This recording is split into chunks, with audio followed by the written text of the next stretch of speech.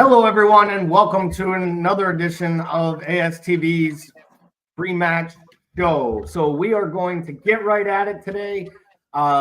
Crazy morning of footy. Maybe if we have a little time at the end, we'll talk a little bit about what we're seeing and what's been happening here. First and foremost, as always, want to remind everyone, if you have not joined our Discord server, go ahead and get in there. We want to see if we can't get you guys involved and start and get in on our conversations. A little later in the program, I'll post the chat, or I'll post in the chat the link. If anybody wants to join, just go ahead and click that, go through, create a username, and before you know it, you can be arguing with strangers across the country about shit that you don't know much about. But let's get right at it, boys. We're going to talk a little bit here. Specifically, before we look at the lineups, I wanted to start with this conversation with the two of you, really between Diaz and Gakpo. But before we do that, we want to look, and I want to think about it more like, what do you think is coming into Arne Slot's mindset at this point? Because, it's hard for me in one way because Gakpo played so well on the midweek match and in the Champions League. It almost comes to the point of, I know Diaz is in imperious form, but if you're Gakpo, at what point do you think it gets frustrating? Sergio, I'll start with you on that one before we look at today's lineup specific.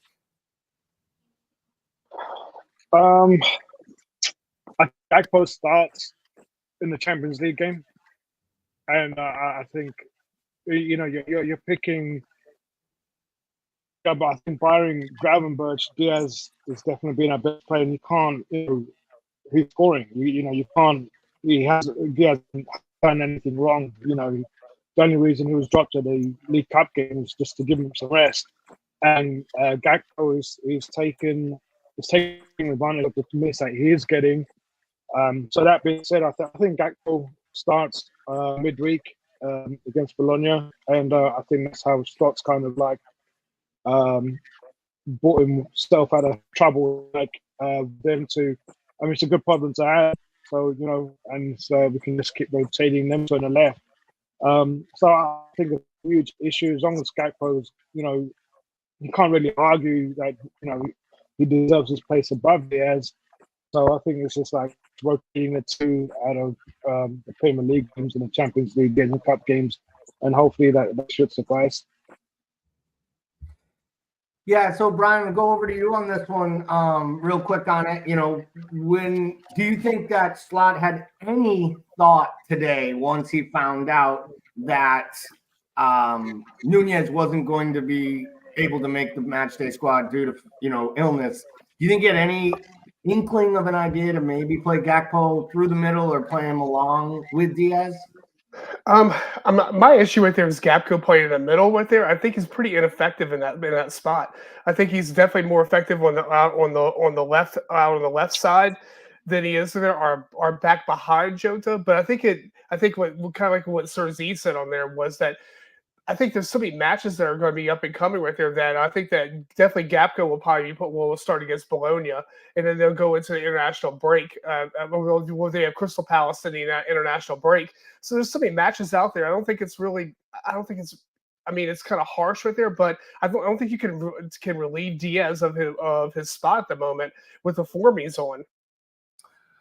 Well, if you told me that Nunez was being stalked and or maybe chased down or possibly got sick because he spent too much time with one of his sycophants, well, that's a perfect time to bring a non in. So Nan was calling for Nunez to start today.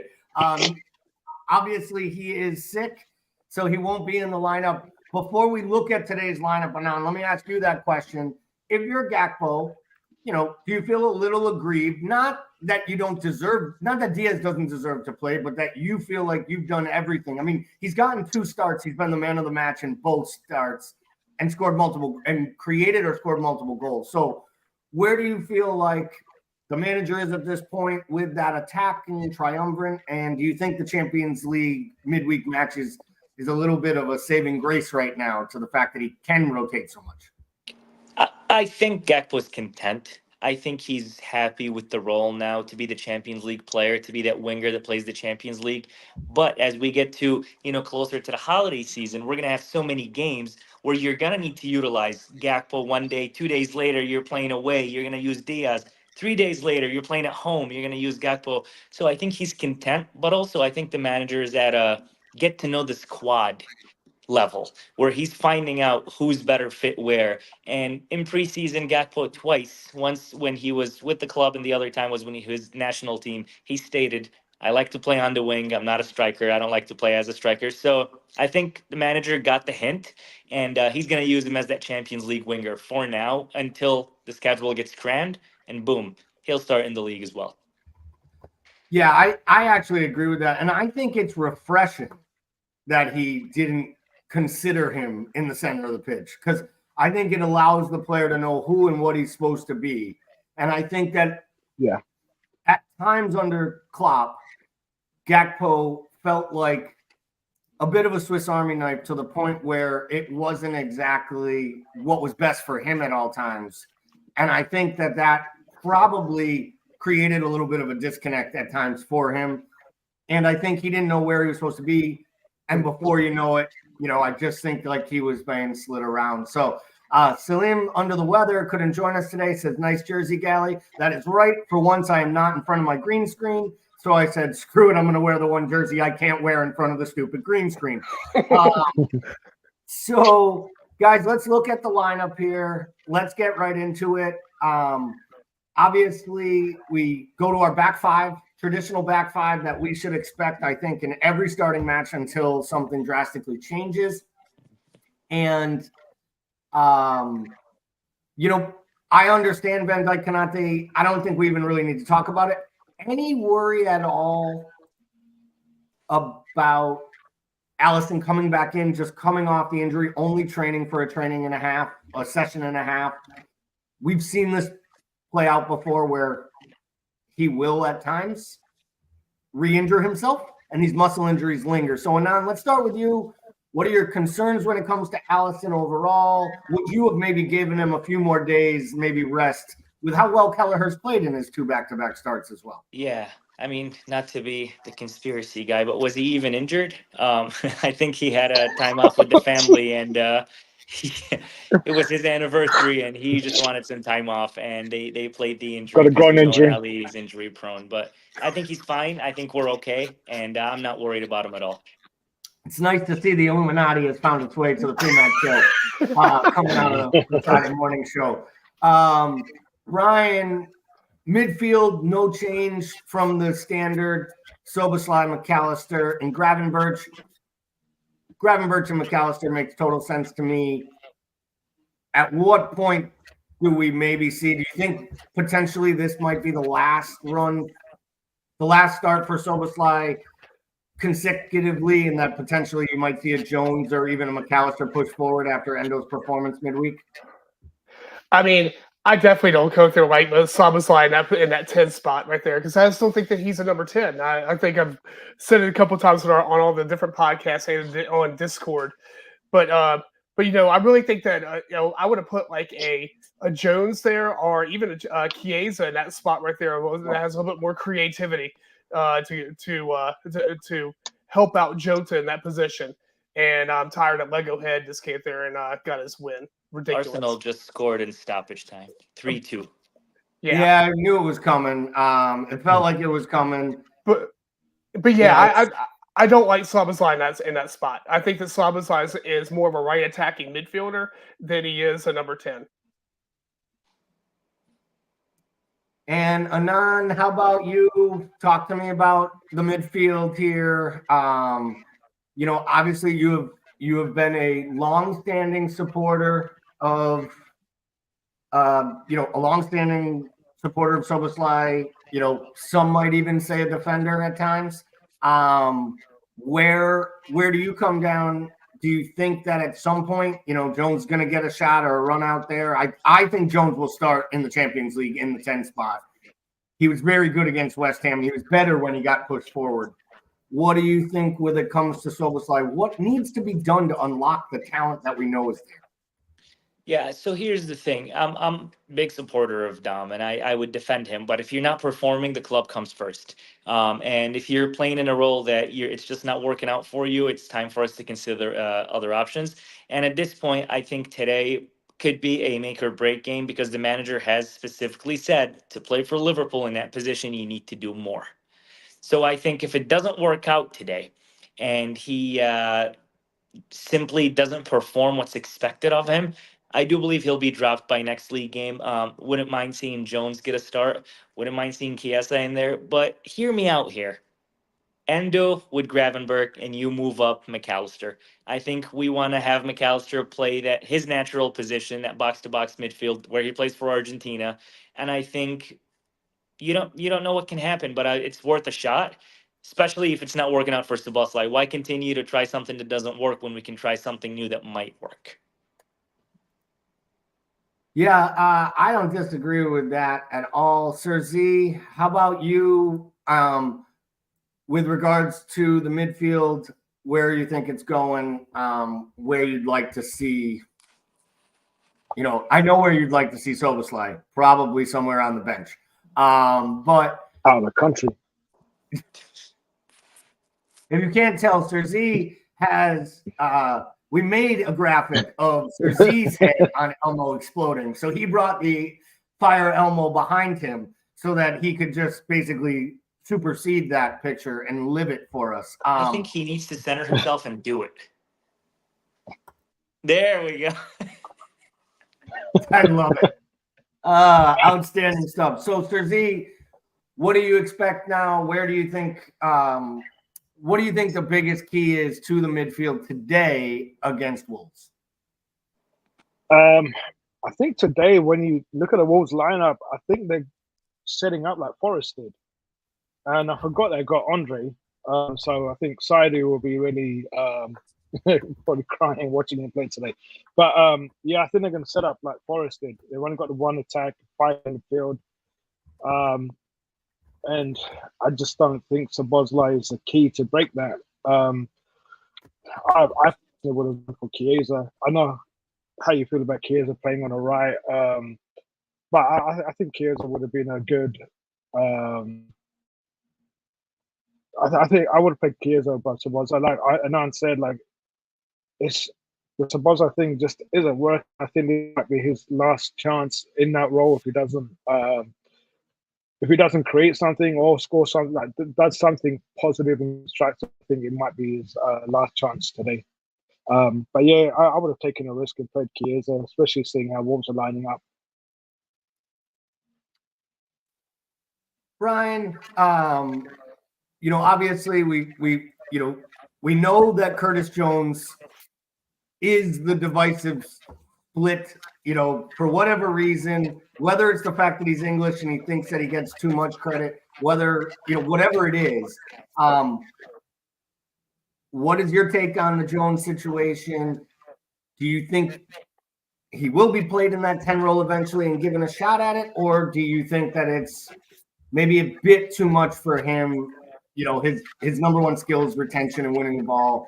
But ultimately, to me, his best trait is that he doesn't lose the ball, which is why I trust him in those attacking areas. What do you see from Jones going forward?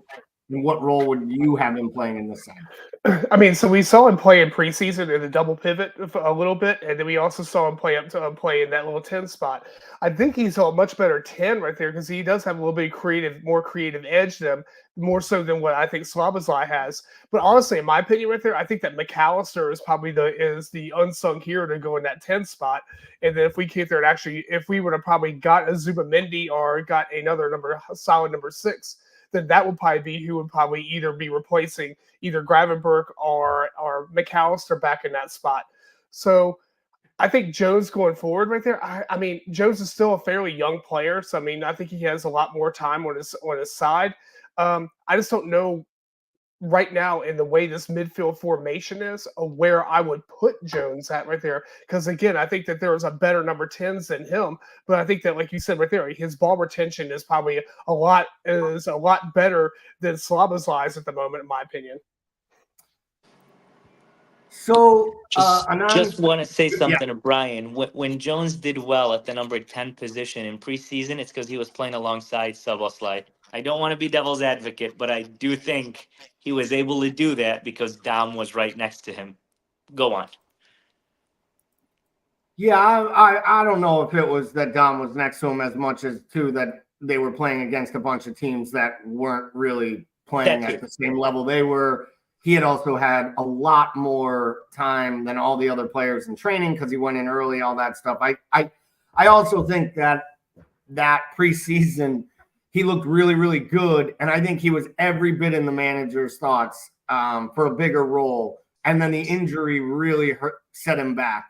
I think he would have gotten a start or two, and in some ways, it might be the biggest blessing because he may have gotten a start over Gravenberch early in the year. And Gravenberch has really taken this opportunity. Speaking of players taking their opportunities, this is not as young of a team as they had made out to be. It looks like they got over their illnesses or whatever. Maybe they really didn't have the illnesses that got said or talked about yesterday. But I just got to say here, when we look at this, can we just credit the good people from Wolves who put the goddamn lineup in order of position and not numerical order? And Liverpool people, can you please take note of this? We have been asking for this week after week after week. So let's just make that thing happen. All right. Maka says Jones is in the same boat as Kelleher. He's good enough for a lot of teams in the league, but he might stagnate being a rotation player at Liverpool. I don't disagree with that. I've never thought he was going to be a first name on the team sheet guy. I just can't stand the rhetoric that he's not good enough for this club. Like that he's not good enough to be at the club. That to me is just seems laughable. But let's take a look at this. If I asked you, Sir Z, do you see a threat here? What is the biggest concern? Is it the big, tall striker in the middle? Is it, Altonori creating from wide areas? What do you see the number one area that really Liverpool needs to be up for and ready to combat today when they take on Wolves?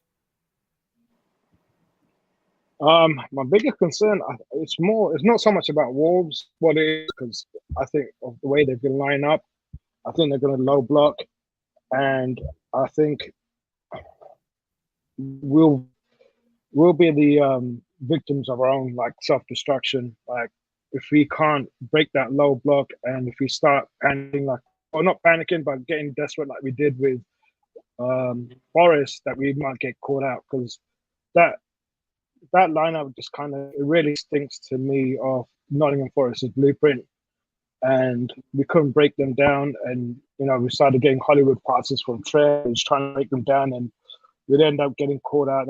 That's my biggest fear. So it's not so much Wolves. It's Wolves by design, but I think if it goes against us, it'll be our own undoing. Against my own better judgment, I'll bring in the guy who showed up, just 5 minutes before it ended. No, appreciate you jumping on, Kaz. How we talked about the lineup a little bit. Obviously, we were watching the other results. Mad morning of football over here. Lots of goals. I love how every match had all these goals in the first half, and then the entire second half of every match, except for the Everton one, was just trash. And the result was kind of trash on that Everton side. But Kazi, now that Everton has successfully picked up 3 points in the league, they're out of the bottom of the table. We root Wolves right to the bottom of that table. And with a tough goal differential, only 1 point, we talked about it on the Friday show. This is this team that at full strength gave up 6 to Chelsea at home. What should Liverpool's approach be today? And Sir Z's talking about being afraid of the low block. Are you concerned that we'll have trouble breaking this side down, similar to maybe some of the troubles we saw in the Forest match? No, I don't think they'll come out and play with a low block. I think I'd be surprised if they did. They need to win more than anything. I don't even think a draw helps Wolves. No. I don't think a draw helps them. I think they need to get off. You need to win a football match somewhere along the line. You know what I mean? Like, you can't just, I'll have you a good draw for us. It won't be a fucking good draw in May. You got to win a game. So, yeah, I don't see that happening. Listen, the team's expected, and I think we all expected the same team. That's what we got. If that's his first 11, that's what he wants. Completely fine. I do expect the rotation against Bologna, but yeah, I mean, I don't know, mate. I'm not feeling like nervous at all for this match. It might be naive in me, maybe. Our 5 kickoff, if they get their heads up, Wolves for the first, they'll have a big first 10. Then Liverpool just take the soul, I think. Do you know what I mean? Like you do to most teams now. So, but going back to the results today, I'm not even asked about the Arsenal game. Does anyone actually believe that City will finish below second? Because I don't. So no, listen, we're challenging City. I mean, we should be happy they dropped points. Newcastle should have won, to be honest. I think this Arsenal team is a little better than last year. They're a little deeper. They had some quality players. I think the Italian kid looks a good player. He looks like he can defend. But ultimately, I'm not sold that they're taking this big step forward. I still think they're a 25-goal striker away from being able to win a big competition or the league. Going back to the Arsenal thing, though, because, again, that's what I was getting onto. It's like, I don't think City finished below second. So if Liverpool got to win the league, got to finish above City, in my opinion. Number 2 with Arsenal, they haven't shown me that they can break 90 points. And to win this league, you need to break 90 points. Because I still expect City to get 90 points. You know what I mean? I do. I still expect them in January the 1st to go and sign a centre midfielder. A big fucking boss one. And they'll go, okay, we'll just win the next 15 games. Because that's what they do. Do you know what I'm saying? So that's what they do. So let's not, as much as Arsenal, I'm not saying we shouldn't treat them with respect, of course, but I don't expect City to finish third. I expect them to finish at least the top 2. So if Liverpool got to win the league, you got to just concentrate on City. And there's also a part today, if like fans are getting a bit disheartened and disappointed with the Leicester game. I expected Arsenal to beat Leicester at home. Who would have thought it? And guess what happened? Arsenal beat Leicester at home, and that's all that mattered. That's all that happened today. Do you know what I mean? And what it did show me, Gally, and I'm going to go against you, for the Justin goal, even though it's a great finish, I think Calafiori's all over the place and doesn't have no idea where he is. So, do you know what I mean? I don't know. I just feel like we need to get ahead of ourselves, Liverpool, just concentrate on what we can control, kind of thing. Oh, I mean, I think the kid should have been sent off. I just think that they've once again, I think they've made a good buy. I do think that. I will say, Nickler was right in the Discord chat, in the channel, from our conversation. Arsenal fans can just shut the bleep up about referee bias, because there's no way that kid skates and doesn't get a second yellow for that tactical foul. Skip should go as well. Oliver Skip should go. Yep, he should have gone as well. But my point is, like, you can't have this, like, nobody's with us and every time we have to play, and it's, they want to tell you that all these red cards are the fault of the Premier League, but no club has gotten more red cards since Arteta took over than Arteta's Arsenal. And that's a weird stat for an Arsenal team to have all those reds. And, you can't blame Xhaka anymore, which was, what they'd always do. Well, we have Granit Xhaka, so that's why we get so many red cards. You get so many red cards because the manager is as wound up as anybody, and he winds his players up. And I think sometimes they feel that pressure on the pitch. The Calafiori buy was a great buy, but this is a team that's still going to rely on Odegaard and Havertz to win you a league, and that's just not going to work. Odegaard hasn't had a single goal involvement in 26 games, and this is the club captain. I get it; he's injured now, and they're playing okay. But at the end of the day, they're going to go to Odegaard, they're going to go to Havertz, they're going to go to these guys to win you a league title. And Kazi said it best: they're not going to break 90 points. So we shouldn't, they won. They beat Leicester, given. But that's not a team that we should look at to be the main competition. Focus on City. Whatever happens with City, we just need to outdo it. That's how you win the league. Mm-hmm. Just want to say this now, because we always wait till the end, and then, we have people off by then. If you haven't already, we've got a lot of viewers today on here. Please go over to the YouTube page. Give it a subscription. If you're watching us on YouTube and you're not subscribed to the channel, give it a subscription. If you're on Facebook, I did post the link earlier. We'd really love to have you involved. Any content, any programming you want to give us feedback on, send us a message on any of our socials. So before we get into the predictions, Sir Z, bench pretty strong today. Obviously, Nunez didn't make the bench due to being ill, which probably makes sense. If you're sick, stay the hell away from the side. The side is healthy and, firing. I'm happy for it. Almost guarantees you can pencil that SOB in to start, through the center against Bologna midweek. I expect that. I expect Nunez and Gakpo to start. What exactly do you expect from the bench? Do you think we'll see the Gakpo Chiesa to kind of rest some legs and maybe a Jones on in midfield at some point in the second half? How do you see Slot handling the rotation and managing the minutes, knowing he's got another Wednesday game?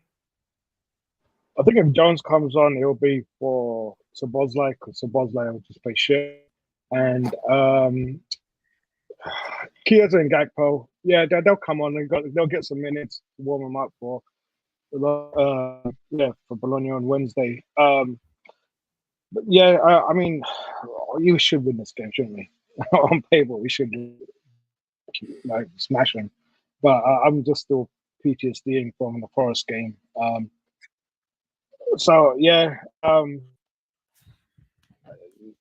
don't think we need to rely on our subs to win the game. But I think we'll definitely see Chiesa and Gakpo come on for sure. Well, each and every week we do predictions. We predict the winners of the match. Sometimes we'll even give you goal scorers. Occasionally even a man of the match shout if we have a real confident one. Let's start with you, Brian. I'm sticking with my 5-0, and I think the Diaz on a hat trick. Ooh, 5-0 Diaz hat trick. Wow. Nothing like jumping in with 2 feet. He captained him. He captained him in fantasy. Well, you captained him in fantasy? I think Brian did, if he's got him scoring a hat trick. I will say this. I kind of wish I did wild card this week in fantasy, and I wasn't smart enough to put Cole Palmer in my side, and I wish I had, and I really wish I had captained him, because that would probably have been better than the Holland 2-pointer that I got the double on. Anand, what do you have for a score prediction for us today? Any insights on the goal scorers or man of the match shouts? I've got a 3-0. Listen, the man of the match and the goal scorers need to be Salah, because I captained him. So as long as Salah gets a goal and assist, I'm good. But 3-0 is good. Just got to watch out for Cunha. He's a really, really talented player, very pacey, and I'm just worried about him going in at Trent. So other than that, 3-0 should be comfortable, and Salah gets 1 or 2, I'm happy. Trevor Utley from the Thursday Night Podcast has joined the chat. 2-0, Salah, Diaz with 1 apiece. Mac, both assists. That is, you were pushing the envelope. They're calling out the assists now. Like, we're just trying to move the needle back and forth. Kazi, what say you? Score prediction? Has it changed since Friday? Yeah, I think so. It's so hard, this, because they have changed the 2 centre-halves, which is mad to me. I'll say 4-1 Liverpool, but I don't think it's going to be as easy as you think. I do think we'll have a really hard half an hour. I always think that about these games anyway. I've been kind of proven right this year that Liverpool has to just weather a small storm a little bit in the first 20-25 and not kind of get agitated, which, to be fair, this side's proven that they don't. But no, I just think the subs should come off the bench and really just take the game away from them a little bit. But it'll be like a competitive 4-1 in a weird way. Do you know when you get those games, you're like, how have you won that game 4-1? And it's one of them ones, and you're like, oh, fucking hell, like we were under the cosh for a while, you know what I mean? But then just kind of stepped on the gas for the last 20. But super weird. I'm interested to see what they do. I really am. I love Lamina. I've always liked him as a football player, Lamina. And Kuhn a good player. And that Andre we were linked with, weren't we, for fucking God knows how long. So there's a few talented players in there as well. But I don't rate that striker at all. This Strand Larson, which might be the famous last words. But you know what I mean? I don't rate a striker. He just bangs 2 against you. And he's the best player in the world. And we've seen that enough times, but I just feel like you have a big physical striker like that, and it just sets up Konate to win an aerial duel early. We all know Konate is a formed defender. I don't like to call him, like, I hate the flat track bully mentality, like, oh, they're great against the bad teams. I don't even think that's it, but I think when you challenge him and he feels up for a challenge and a fight, it's a different Konate. And I think a lot of it has to do up here. He could be a big key today, because they're going to look to get set pieces. They're going to look to get Altonori wide. and they're going to look to just lob balls into the box into the big behemoth of a striker. But I'm with you. I don't think he's that talented. It looks like just another awkward Wolves purchase. This team has done nothing to help Gary O'Neill, and it feels to me like they're almost setting him up to fail. I predict he might be the first manager fired, not because he's not a good manager, just because I think this club is in like disarray. And I think that, you saw it last year with Lopetegui walking out before he managed a game.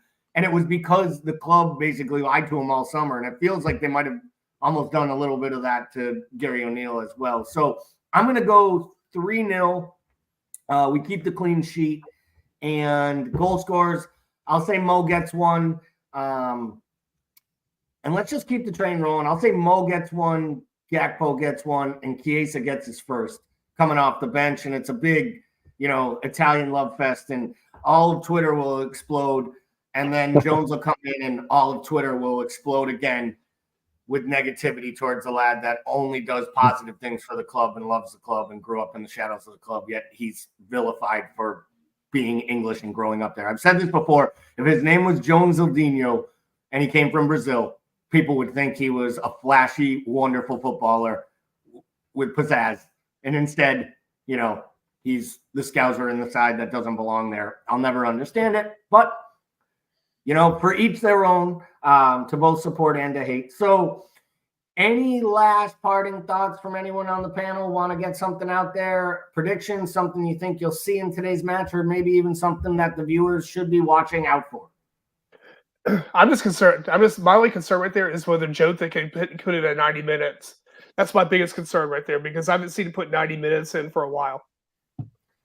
I don't think he will. I think that's why Chiesa is still not starting. I think it's primarily that he doesn't have even 60 minutes yet in his legs. Maybe 45 to 60 is probably where he's, his fitness levels are. I'll say this.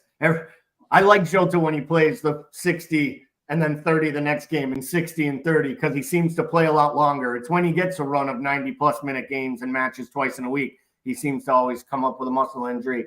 Anand, Kazi, anything from my Reckless Friday partners? What to watch out for? Bayern Munich, Bayer Leverkusen at 12:30. Keep your eye out on that too. What else? I got nothing. For me, and this is always one that always sticks with me when we've been in title races before, and I'm not saying we are, it's just too early. I feel like we never used to capitalize when City got points. I don't know if that's just me mentally ingrained of something that never happened. I don't know. I don't know if that's something I'll pull down on my ass. But it just feels big to go above City now. I think City have got a couple of tough other games coming up as well. And you're just like, you could really get them fucking pedal to the metal. Let them doubt that Rodri thing. Where I think they've thrown 3 on the bounce now, City, haven't they? 3. So you haven't won in 3. It's like, let's put them doubts back into the mind. And, do you know what I mean? Let's go again. Let's Liverpool just go out and do your job. I don't care how you win. Just fucking do your job. And let City worry about us for 5 minutes. Do you know what I mean? Let's not Liverpool keep chasing City down and lose the league by a point. Let them lose the league by a fucking point for once. Do you know what I mean? Let them know it feels on the last day to lose the league by a fucking point. Because I don't know about you lads, I'm fucking fed up with it. So, you know what I mean? I just feel like it could be a little pivotal weekend where the doubts start creeping in for City a little bit. You know what I mean? So, I agree. I think it's a big 3 points to get, especially knowing that they left points on the board at Newcastle today. They didn't look overly convincing at any moment, really, of that match. Not that Newcastle was great, but they should have won. They had multiple opportunities. They could have got a second penalty. In my opinion, if the first penalty isn't given, that penalty is given, and the ref didn't want to make 2 in 5 minutes. And we know where the conspiracy ideas go, and we don't need to bring the Illuminati back. There we go. But I do think that this is a big 3 points, and I think the biggest reason is just what you said, Kazi. I think you have to start to put some doubts in all their minds, and it also puts belief in the Liverpool players' minds that, the Forest match was a blip. We can rise to the challenge. We can be the hunted instead of always trying to hunt them down.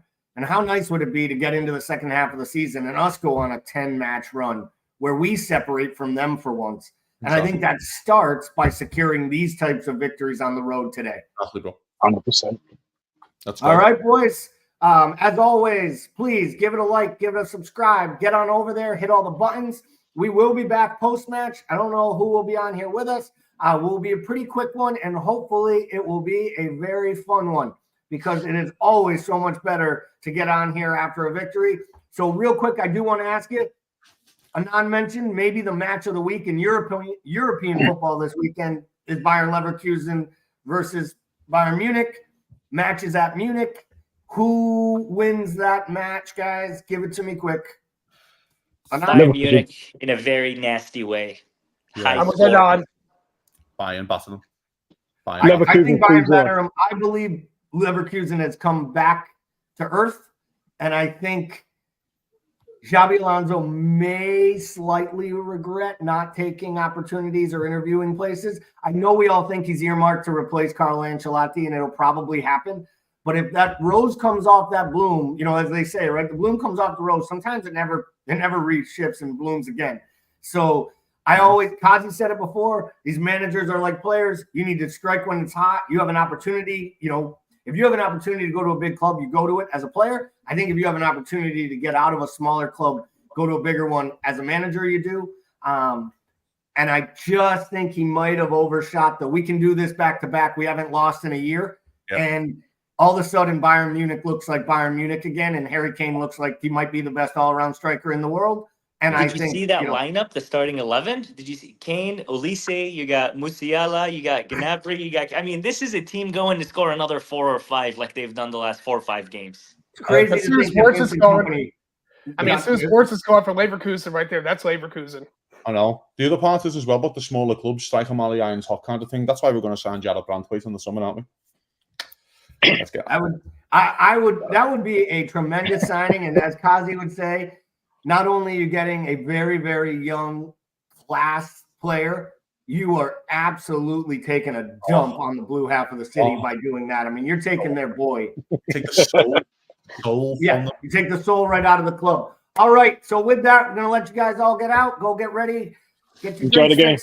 TVs ready. We'll be back in the post-match. Thanks, everyone.